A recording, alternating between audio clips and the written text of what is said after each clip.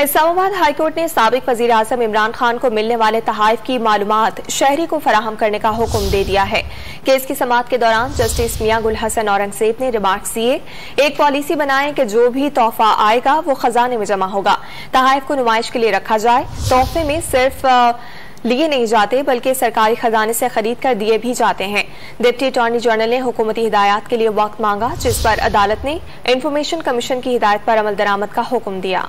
Case की समाअत के दौरान जस्टिस मियां गुल हसन औरंगजेब ने रिमार्क्स दिए। एक पॉलिसी बनाएं कि जो भी तोहफा आएगा वो खजाने में जमा होगा। तहाइफ को नुमाइश के लिए रखा जाए। तोहफे में सिर्फ लिए नहीं जाते बल्कि सरकारी खजाने से खरीद कर दिए भी जाते हैं। डिप्टी अटॉर्नी जनरल ने हुकूमती हिदायत के लिए वक्त मांगा, जिस पर अदालत ने इंफॉर्मेशन कमीशन की हिदायत पर अमल दरामद का हुक्म दिया।